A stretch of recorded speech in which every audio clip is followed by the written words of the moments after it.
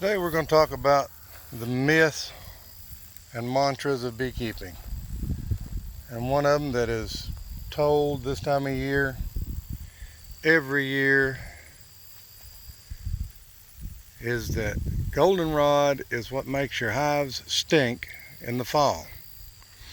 Well, I'm blessed with goldenrod all around me, up and down the roads. Don't know how well you can see down there. It's a soybean field, and down the center of it, it's about 50 yards wide. God, it runs probably a mile. It's just nothing but goldenrod. Of course, I'm down here at the foot of my neighbor's property because that's where the goldenrod is. But as you can see, this is the tall, showy goldenrod. There's the medium size, and of course the short goldenrod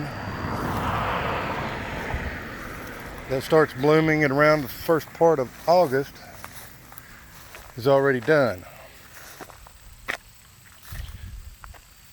But everybody says goldenrod, oh, goldenrod's blooming, get ready for the stink. Well, today is September the 27th. I'm just going to look a little bit more at it. September the 27th. Goldenrod started blooming here. The first bit of goldenrod I noticed blooming was like August the 3rd or 4th. Okay, so that's over a month and a half ago. That aster right there started blooming 6 days ago. 3 days later, I started smelling the dirty feet. So that tells me, as an observant beekeeper, it's not goldenrod that gives the smell. Month and a half, month and 3 weeks it's been blooming and not a single smell out of the hive. 3 days after aster starts blooming, and on down the road, down that way, down the road, it is just covered with aster. Which way are my bees going? They're going that way. They're not going this way. They're bringing in the aster colored pollen, and the smell, I mean, you don't even see, looking at all this goldenrod, you don't even see a bee on it. You see little native bugs, wasps, butterflies. Don't ever see any honeybees on it.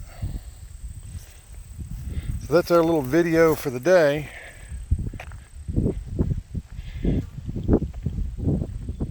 I just don't repeat these mantras.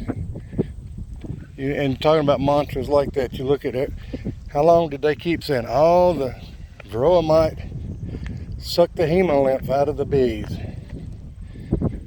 Oh, that just, and still some people say it. Well, guess what? Samuel Ramsey proved that wrong. It's a fat body, but you still hear people saying it. Just because you repeat something over and over and over and you believe it, because it's repeated over and over and over, i.e.